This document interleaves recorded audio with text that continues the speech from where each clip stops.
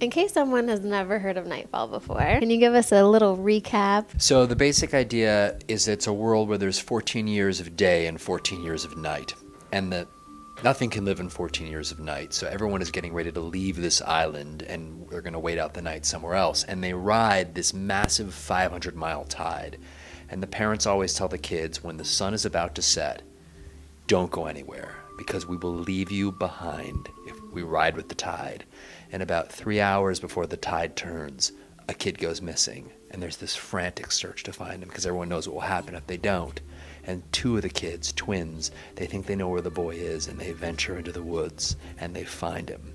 But by the time they get back to where the boats had been, the tide has turned, and they've been left behind for 14 years of dark. Way up in the Arctic, there are places where from mid-December to the end of January, it's 24-hour nights. The sun never, ever goes up. And then during the summertime, from mid-June to mid-August, it's 24 hours of sunlight. So in talking with people, because I actually had been up there about a year ago, and in talking to people about that, they say it totally messes up with their system. I mean, 24 hours of night, yeah, everyone thinks that really sucks. But 24 hours of day at the same time is just very bizarre, because you don't ever really feel tired, but you're also like more tired than usual and it just really messes things up. And so that's the kind of thing that we wanted to play with, that's the kernel of truth, and then we just expand it to really thinking about it on kind of an epic scale, 14 years.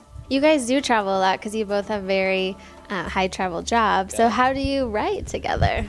I don't know. I honestly don't know how it works. I mean, we're often not on the same continent. There's been a time when I was in India and he was in Haiti. There's another time when I was in the Navajo reservation, he was in Paris.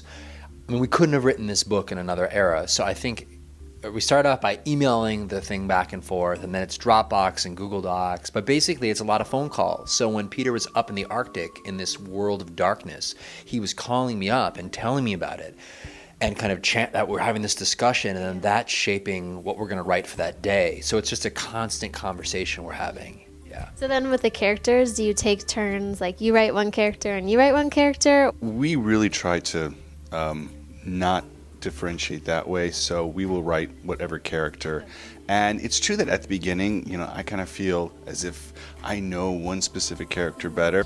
Because I never heard, what character did you feel that you knew better? Marin, or at least I don't know, she really appealed to me, her strength, her determination, her kind of fierce protection for her friend Line and for her brother. It really appealed to me, and it took me a little bit longer to kind of channel Kana and Line. Do you think it's because it resembles your personality, or for some people it's the opposite of what they think their personality is? That's a great question. I think part of it actually probably is the time of where I am in my life right now. I've got young kids and I feel very protective of them. And it's also, I've got twins. I have a boy and a girl twin, and that's kind of what at least I always thought Marin and Kana were based on. Did you have anyone?